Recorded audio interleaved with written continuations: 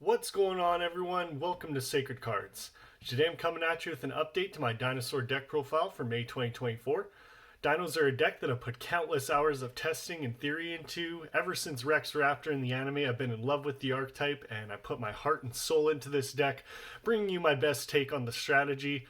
I'm constantly trying to innovate, and a lot of cards I want to play, but I like keeping the deck as close to 40 cards as possible. Everyone has their own opinions and take on the deck, but at the end of the day, Ultimate Conductor Tyranno speaks for itself. One of the best boss monsters to date. I love every card in this deck. I'm really excited to share this list with you, so with that said, I'll go through the deck list and try and explain the cards as best I can. Let's get right into it here. Kicking things off this time with the big dinos, I play 2 copies of Ultimate Conductor Tyranno. This monster must first be special summoned from your hand by banishing 2 dino monsters in your graveyard. During either player's main phase, quick effect, destroy a monster in your hand or field. Change all monsters your opponent controls to face down defense position. This card can attack all monsters your opponent controls once each. And at the start of the damage step, if it attacks a monster in defense position, inflict 1000 damage, then send that monster to the graveyard. Next, I play 1 copy of Dino Wrestler Pankratops. I think 1 copy is fine for a going first variant, but I would definitely side a second copy. Or if you really want, you could bump this card up to 2. With Pank, if your opponent controls more monsters than you do, you can special summon this card from the hand, and as a quick effect, tribute itself, target a card on the field, destroy it. For the Ground Xeno package, I play 1 copy of Xeno Meteorus and 1 copy of Frostosaurus. This level 6 tuner has the effect that if a card is destroyed by battle or card effect, you can special summon this card from your hand. During the main phase, you can destroy a dino in your hand or field, special summon a dino normal monster from your deck. Frostosaurus is the obvious choice for this package, as the level 6 utility and high attack makes for good consistency and making Xyz plays. Next up, we have our mid-level dinos. Kicking off with 3 copies of Soul Eating Oviraptor. You already know, still the deck's #1 starter in my opinion. If this card is normal or special summon, you can take a dino from your deck and either add it to your hand or send it to the graveyard. You can also target a level 4 or lower dino on the field, destroy it, then special summon a dino from the grave in defense position. Next, I play 1 copy of Miscellaneousaurus. Misk is incredible, and I still wish it was at 2 or 3, but nonetheless has the effect during the main phase. Quick effect, send this card from your hand to the graveyard, make your dino monsters unaffected by the activated effects of your opponent. Then you can banish any number of dinos from the graveyard and special summon a dino monster from the deck with a level equal to the number you banished. Next, I'm choosing to play 1 copy of Kaitotera. With Kaitotera, during your main phase, you can add a copy of Polymerization from your deck to your hand, which gives you easy access to either Gigantozauler or Hornsaurus. I'll get into that more in the extra deck. If this card is banished, you can special summon it, then return Poly from your graveyard back to your hand, while also having the ability that it can't be targeted for attacks if your opponent controls 2 or more monsters that aren't wind. Now getting into the baby package, starting with 2 copies of Animadorn Archosaur. This is another starter. If this card is normal or special summon, you can destroy a dino in your hand or on the field, add an evolution pill spell from your deck to your hand. I've been on 1 copy before, I've been on 3 copies before, but I think 2 is correct.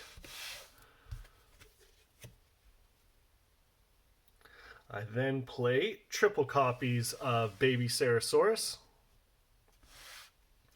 If this card is destroyed by a card effect, you can special summon a level 4 or lower dino from the deck. Absolutely mandatory, one of the most important cards in the build, especially because its effect is not once per turn. And then the other 2 babies, 2 copies of Petite Pteranodon. This card has the ability that if it's destroyed by a card effect, you can special summon a level 4 or higher dino from your deck, but it can't attack this turn. You could argue to play a third copy, you could argue to play one copy. I didn't want to play too many bricks, or I didn't want to brick on too many babies in the hand. I think 2 is perfect for this going first variant. Now for this list, I've chosen to play one copy of True King Lithosagem. I just want to preface this by saying I don't love the True King package, but with the absence of Link Karibo, I believe it's important to have more non-dino targets in the main. This card has the ability to get cards into the grave and pop babies in the hand. It's only beneficial to the strategy. I'll take this over the scrap package any day of the week. I'm so over seeing scrap and dinos. Time to let go, people.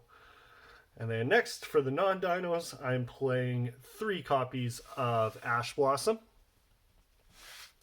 Just a great all-around hand trap that can stop a lot of decks, stopping searches or draw cards by your opponent. Also good going first or second. And following that up, I'm choosing to play triple copies of Ghost Ogre. This card has a really big impact in this format and hits a lot of cards. It's extremely effective, and if it isn't needed, then it's a double evolution pill target nonetheless. Now that is it for the monsters. Now for the spells.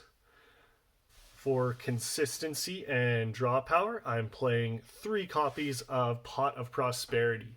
This is an unreal card and helps with the deck's consistency. I like being able to dig six cards deep into the deck to find any missing piece I might need. The extra deck is important, but there certainly are prosperity targets should we need.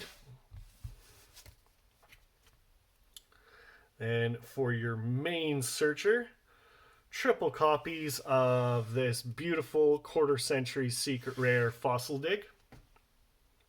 This card lets you add any level 6 or lower dino monster from your deck to your hand. It's another copy of pretty much any dino we play, whether it be Misk, Oviraptor, Kaitoptera, Baby, whatever missing combo piece you might want access to.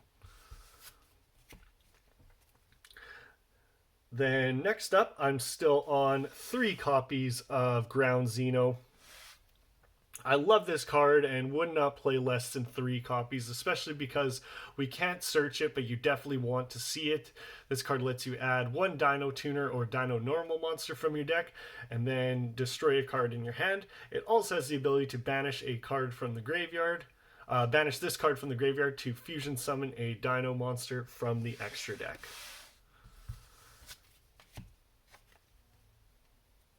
Then playing 2 copies of Double Evolution Pill. With Pill, you can banish 1 Dino and 1 non-Dino from your hand and or graveyard, special summoning level 7 or higher Dino monster from your deck, regardless of its summoning conditions.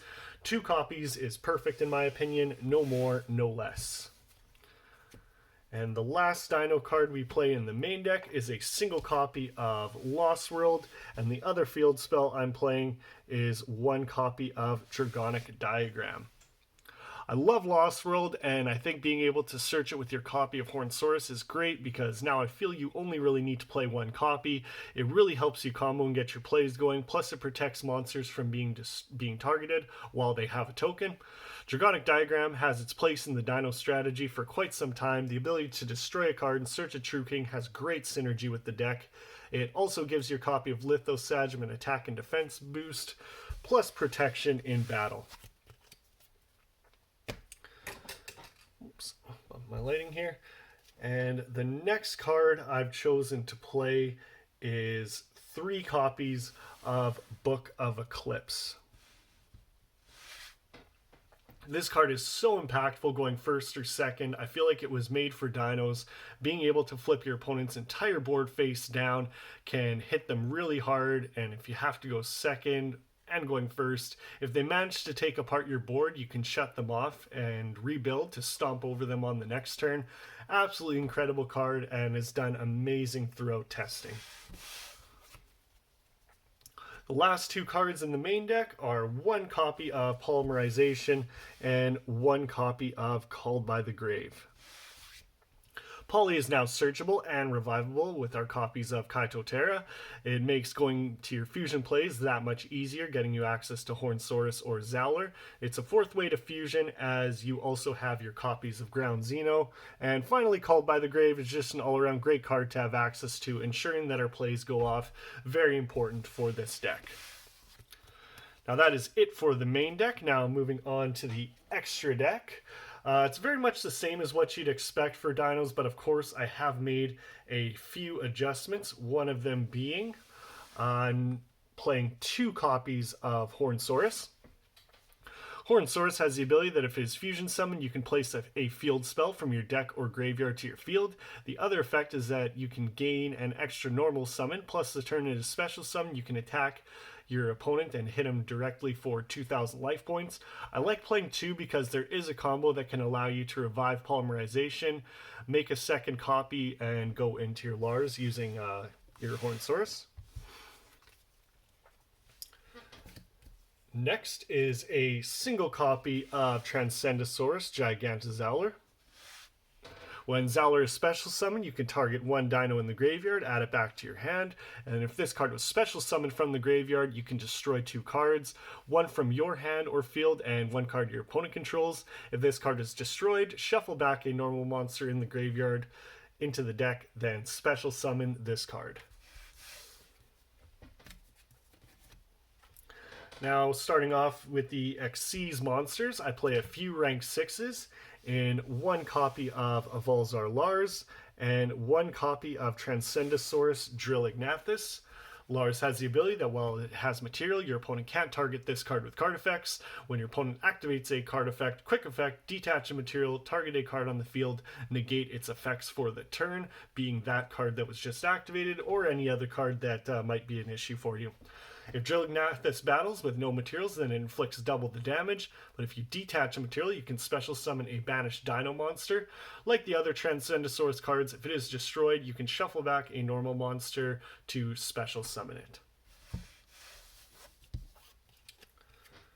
And next up, I play a few rank 4s in 1 copy of Avalzar Logia and 1 copy of Avalzar Dolka.